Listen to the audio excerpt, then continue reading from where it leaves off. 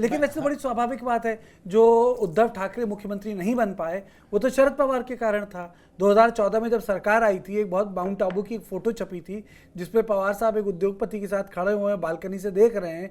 उसके बाद पवार साहब ने आउटसाइड सपोर्ट दिया था, शिवसेना का सपना टूट गया था और उसके बाद फडणवीस मुख्यमंत्री बन गए थे, सरकार गिर नहीं सकती थी, एनसीपी का आउटसाइड सपोर्ट हो गया था। आप मुझसे पूछ हाँ। रहे हैं। देखिए, ये बात तो आप बिल्कुल ठीक कह रहे हैं, और उतना दूर क्यों जाना है। अभी नागालैंड में एनसीपी बीजेपी के साथ आई है। हमारे जो महाराष्ट्र से पैनलिस्ट हैं वो बता सकते हैं कि बाजार समिति के चुनाव में एनसीपी बीजेपी के साथ आई है। मैं तीसरा चीज ये देख रहा हूं कि बीजेपी के लिए पवार साहब या एनसीपी इसलिए भी बेहद इंपॉर्टेंट हो जाती है कि 48 सीट महाराष्ट्र का, 40 बिहार वैसे ही दांव पे है। आज ममता बनर्जी से नीतीश कुमार मिले हैं, तो वहां पे 2019 में जो 18 सीटें ये लोग जीत पाए थे, क्या वो जीत पाएंगे? क्योंकि इनके बहुत सारे एमपीज वापस टीएमसी में चले गए। सवाल ये उठता है कि ये दो बड़े राज्य जहां पर अगर बीजेपी को दिखाई पड़ता है कि उसके चांसेस कम होने जा रहे हैं और नुकसान बंगाल में भी हो सकता है, तो मुझे लगता है कि सबसे अच्छी स्थिति बीजेपी के लिए महाराष्ट्र में ही है, क्योंकि नीतीश को तो बाय बाय अमित शाह ने नवादा में जाकर के कर दिया है। तो इसलिए 48 सीटों पे बीजेपी कितनी ज्यादा से ज्यादा जीत पाएगी, उसके लिए हर सफल प्रयास करेगी जिससे कि ज्यादा से ज्यादा सीट उसको मिल पाए, या जो पिछले चुनाव में इसका परफॉर्मेंस रहा है उसको वो रिपीट कर सके। मैं उसी कड़ी में इन तमाम कवायद को देखता हूं, क्योंकि शिंदे के नेतृत्व में अभी तक जो वहां से रिपोर्ट्स आ रही हैं और जो जानकारियां मिल रही हैं, ऐसा दिखाई पड़ रहा है कि बीजेपी और शिंदे गुट की जो सरकार है उसकी स्थिति खराब हुई है। तो ऐसे में अगर इसका प्रभाव लोकसभा चुनाव पर पड़ता है तो जाहिर तौर पर यह बीजेपी के लिए बहुत ही खराब होगा। यानी संदीप, एनसीपी बहुत सालों बाद, जैसे कहते हैं, आइडियोलॉजी एग्नोस्ट पार्टी बनने वाली है राष्ट्रीय स्तर पे।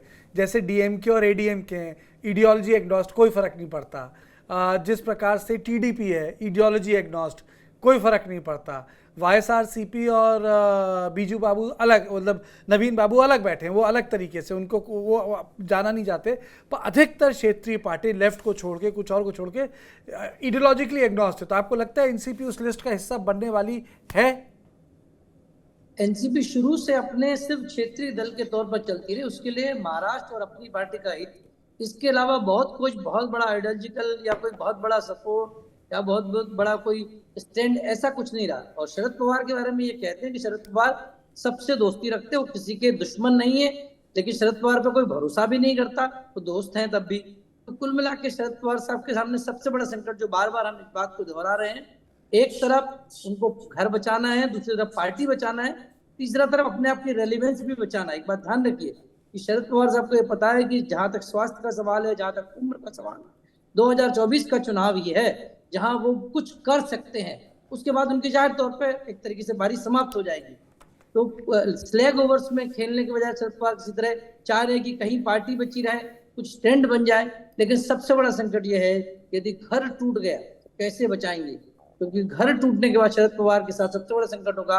60 एमएलए से ज्यादा शरद पवार आमतौर पर नहीं जीतते, 40 चले गए तो बचेंगे कितने?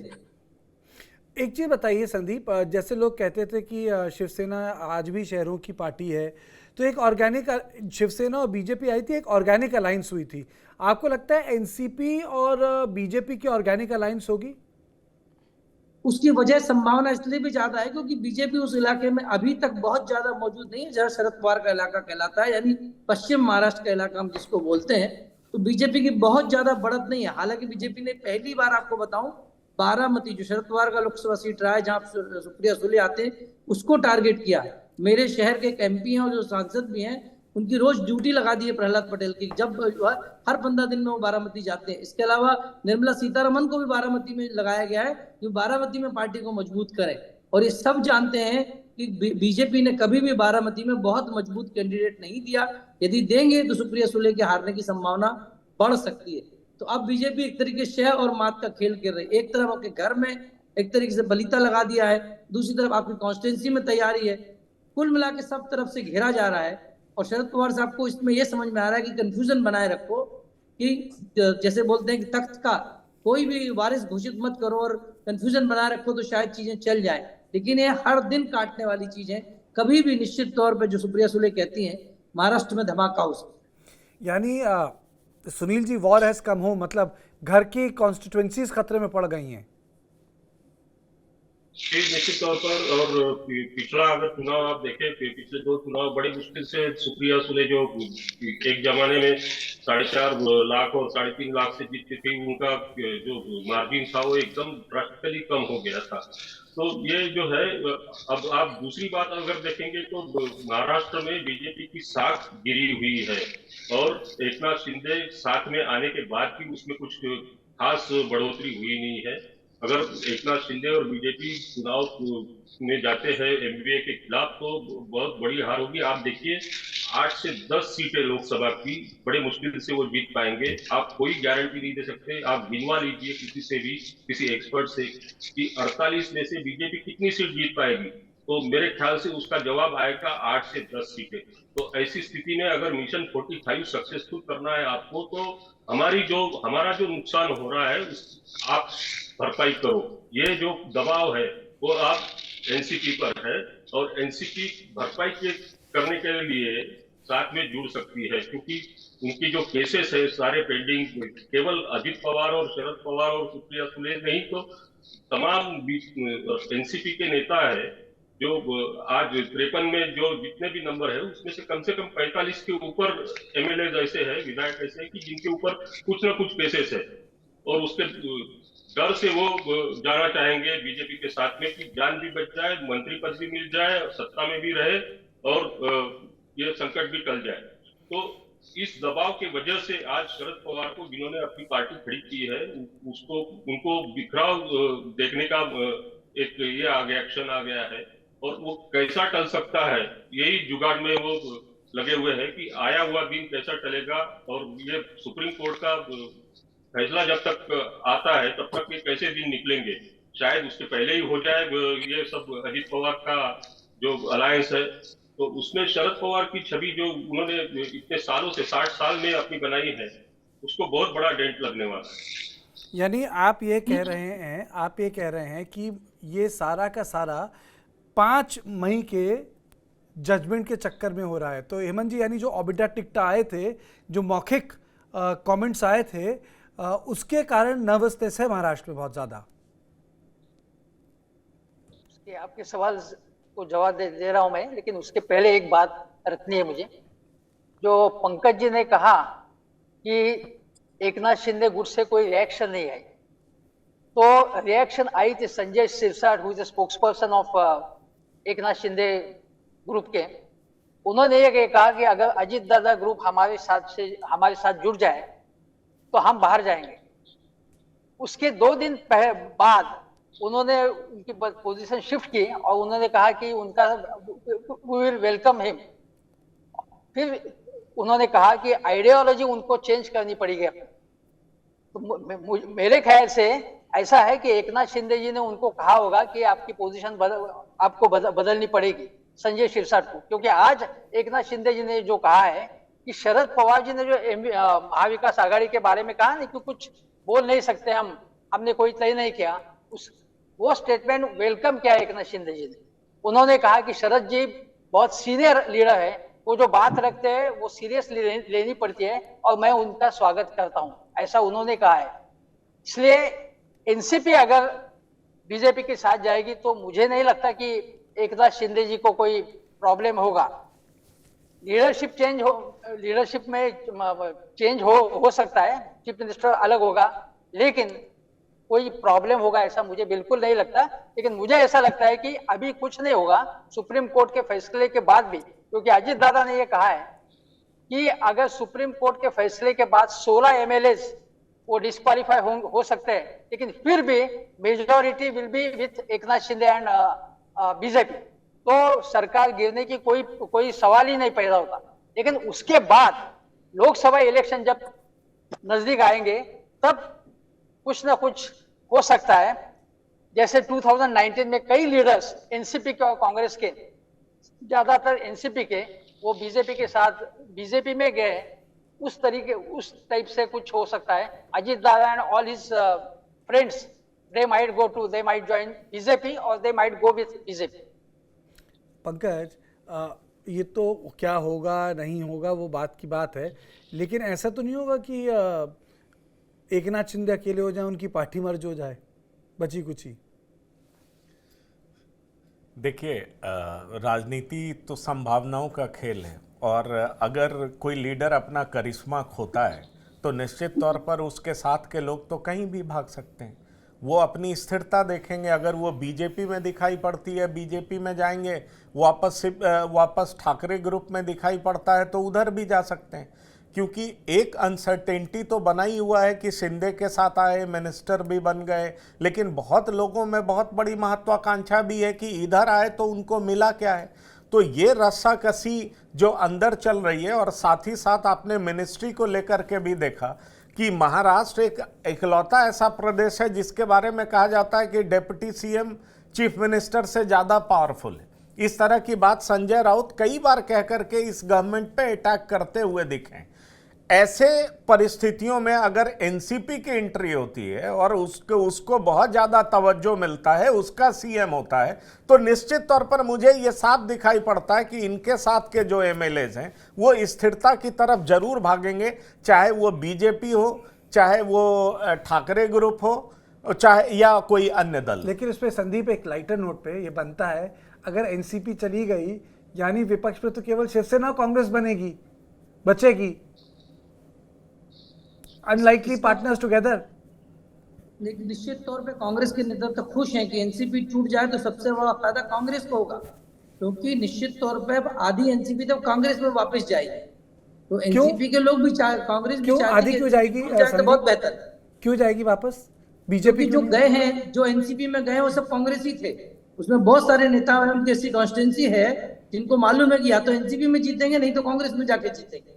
वैसे बहुत सारे, जितेंद्र आव्हाड का नाम जैसे मैं ले सकता हूँ, जयंत पाटिल का नाम मैं ले सकता हूँ, अनिल देशमुख का नाम ले सकता हूँ। ये तमाम कॉन्स्टिट्यूंसी ऐसी हैं, नवाब मलिक का नाम ले सकता हूँ। ये जो कॉन्स्टिट्यूंसी हैं ये बीजेपी के साथ नहीं जीता जा सकता, जीतेंगे तो सिर्फ कांग्रेस के साथ जाके। तो ये भी हो सकता है बड़ा गेम कि जो कांग्रेस के बड़े नेता जिनसे मेरी बातचीत होती है, उन सबका कहना है कि जब भी एनसीपी टूटेगी सबसे बड़ा फायदा कांग्रेस को होगा, क्योंकि तब कांग्रेस पार्टी राज्य में खड़ी हो जाएगी जिससे, क्योंकि अभी भी पश्चिम महाराष्ट्र में जो ज्यादातर सीटें हैं वो कांग्रेस दोबारा जीत सकती। कहने का मतलब है कि घर वापसी हो जाएगी एनसीपी के टूटने से आधे कांग्रेसियों की। संदीप, निश्चित तौर पर कुछ भी हो सकता है, क्योंकि महाराष्ट्र में उनके लिए सबसे बेहतर जगह होगी कांग्रेस में वापस जाना, यदि सत्ता में आने की उम्मीद दिखी तो। लेकिन इसलिए नहीं जाएंगे कि सिर्फ कांग्रेस के साथ रहें। तो ऐसे में जो वीकेस्ट पार्टी है उसका कोई लेना देना नहीं जो अभी डेवलपमेंट हो रहे हैं। कौन वीकेस्ट पार्टी? कांग्रेस। देखिए, डेवलपमेंट इस टाइम कांग्रेस के कोई हैसियत के ऊपर का गेम चल रहा है, क्योंकि कांग्रेस के प्लेयर इसमें दो ही हैं इस वक्त, तीन हैं इनफैक्ट। प्लेयर नंबर वन है बीजेपी, जो चाहता है कि एक अग्रेसिव, क्योंकि देखिए क्या है कि 2024 का चुनाव मई तक सारा खेल हो जाएगा, तो आप बिल्कुल नहीं चाहेंगे कि मार्च में या फरवरी में या जनवरी में अजीत पवार यदि शिफ्ट होना हो तो होंगे। अजीत पवार उनको फायदेमंद अभी हो सकता है जब कम से कम 8-9 महीने वो बतौर मुख्यमंत्री रहें और वो बाकायदा स्टीयर कर सकें इस सरकार को। दूसरी चीज़ सबसे बड़ा इसमें फ़ायदा, एक तो एनसीपी के अजीत पवार के लोगों को है, उनके केसेस सेटल हो जाएंगे और दोबारा वो सत्ता का स्वाद चख सकते हैं। जो सबसे ज़्यादा बड़ा लूज़र होंगे उसमें जो नाम आएगा वो या तो इसका एकनाथ शिंदे ग्रुप का होगा और दूसरा होगा कांग्रेस पार्टी का। अभी कांग्रेस पार्टी की हैसियत कोई बहुत ज़्यादा मजबूत नहीं है, और किस लेवल तक। एक और सबसे बड़ी चीज़ है कि जब पिछली बार भी हुआ था तो इस तरह की बात आई थी कि कैसे मेजॉरिटी के जो नेता हैं वो अजीत पवार के साथ हैं। जब सुबह 5:30 बजे शपथ ग्रहण हुआ था जिसमें अजीत पवार उप मुख्यमंत्री बने थे, उसमें शरद पवार का बड़ा फेमस बाइट था, अच्छा चलिए हम लोग भी देखते हैं कितना होता है। और पता लगा शाम तक जो सुबह बीजेपी वाले जितना खुश हो रहे थे, शाम तक एकदम मैयत सी मुर्दरी सी छा गई थी। तो शरद पवार कितना अलाउ करते हैं? क्या शरद पवार यदि 40 लेके चले जाए 50-53 में, तो इसका मतलब ये भी होगा ना कि बतौर एक बड़ा नेता शरद पवार इसका मतलब एकदम हाशिए पे हैं और शरद पवार का पूरा करियर खत्म हो जाएगा। क्योंकि जैसा यदि संदीप बता रहे हैं, कुछ नेता जो ऑफकोर्स जो anti BJP anti Shivsena plank पे हैं वो या एनसीपी से जीतेंगे या कांग्रेस से जीतेंगे। तो यदि कुछ कांग्रेस चले गए और बाकी मैक्सिमम भारतीय जनता पार्टी चले गए तो शरद पवार के पास बचा कौन? तो इसका मतलब तो आप ये एक तरह से मान लीजिए कि शरद पवार की जो इतनी इलस्ट्रियस पॉलिटिकल करियर है वो पूरी तरह से खत्म हो जाएगी, तो तीसरे सबसे बड़े लूजर शरद पवार निकलेंगे। अच्छा, इसके पूरे के पूरे ऐसे तो नहीं कि कहीं ना कहीं इसके पूरे के पूरे सूत्रधार जो राहुल गांधी नाम लेते रहते हैं वो भी एक्टिव हो गए हैं? हेमंत जी, आप सुनाई नहीं दे रहा? आप मैं कह रहा सवाल हूँ कि जिस व्यक्ति को लेके राहुल गांधी पूरी अपनी राजनीति कर रहे हैं महाराष्ट्र में, पता नहीं क्या वही तो एक्टिव नहीं हो गए हैं? पूरे देश भर में जिनका नाम लेते फिरते हैं वो कि उसके कारण ये सब नुकसान हो रहा है, वो सब एक्टिव तो नहीं हो गए हैं? आपको ये कहना है कि मोदी जी का नाम या अदानी का नाम? अदानी का बिल्कुल बिल्कुल। हाँ, नहीं, मुझे ऐसा लगता है कि जो अभी मैंने संदीप जी ने कहा कि एनसीपी में नवाब मलिक, जितेंद्र आव्हाड इनका नाम उन्होंने लिया, लेकिन ग्राउंड रियलिटी ये है कि Congress is very strong in Vidarbha में स्ट्रांग है, लेकिन अनिल देशमुख, जितेंद्र आव्हाड, ये चार छह छोड़िए आप, बाकी majority of the MLAs are with Ajit Dada Pawar. Definitely मैं आपको बोल रहा हूँ वो जाने के लिए तैयार है। 2019 की सिचुएशन और उसके बाद की सिचुएशन अलग है, क्योंकि 2019 के बाद Ajit Dada became finance minister of Maharashtra और डेप्यूटी चीफ मिनिस्टर भी थे, उनके हाथ में पूरी पावर थी और उन्होंने सपोर्ट बेस बढ़ाया अपना। तो ये मतलब ये आपको सिचुएशन आपको ध्यान में रखनी पड़ेगी। और राहुल गांधी का जो मतलब राहुल गांधी और अदानी जी का जो मुद्दा है, तो मुझे लगता है कि राहुल गांधी जी का मतलब जो भारत यात्रा का इम्पैक्ट खानदेश जो जिसको बोलते हैं जलगांव, धुलिया, मराठवाड़ा और विदर्भ में, उसका इम्पैक्ट डेफिनेटली पड़ेगा ऐसा मुझे लगता है। और अदानी का जो मुद्दा है जो एग्रेसिवली महाराष्ट्र में, मुझे नहीं लगता कि उसका कोई मतलब इम्पैक्ट होगा, क्योंकि NCP is not supporting that point. सिर्फ कांग्रेस का ये मुद्दा है और शिवसेना का मुद्दा है, लेकिन शिवसेना का भी मुद्दा मतलब जितना जोर से बोलना चाहिए वो उतना शिवसेना उस मुद्दे पे जोर नहीं दे रही। उनका अटैक एकनाथ शिंदे जी के अगेंस्ट में ज्यादा है। तो इसलिए महाविकास आघाड़ी में किस मुद्दे पे हमको जोर देना है, इस पे भी डिफरेंसेस है और उसका इम्पैक्ट कम होता है। मतलब एक अगर मुद्दा हो और वो तीनों पक्ष लेके अगर बोलेंगे उस पर ज्यादा चर्चा करेंगे तो जिसका उसका इम्पैक्ट होगा वो अभी हो रहा है, ऐसा मुझे नहीं लगता। जी, बस मैं अंत में केवल एक ही चीज़ बोलना चाहूँगा कि Ajit Pawar can keep people गेसिंग, लेकिन मोटी बात यह है कि अगर आप बहुत ज़्यादा गेस कराते हैं तो आप अपने पॉलिटिकल ऑप्शंस एग्जॉस्ट कर लेते हैं। उसका सबसे बड़ा उदाहरण और शुद्ध रूप से उदाहरण मैं कहूँगा नीतीश कुमार हैं। जितनी राजनीतिक उन्होंने कलामंडियाँ मारी बिहार में, अब उनके पास कोई जगह नहीं बची है। तो मुझे लगता है कि ठीक है, Sharad Pawar is don of Indian politics, लेकिन हर एक जिसे कह सकते हैं प्रैक्टिशनर ऑफ पॉलिटिक्स यानी चाणक्य की एक अपनी लिमिट होती है, और मुझे लगता है शरद पवार उस लिमिट को यहाँ टेस्ट कर रहे हैं, क्योंकि भारतीय जनता पार्टी कांग्रेस नहीं है।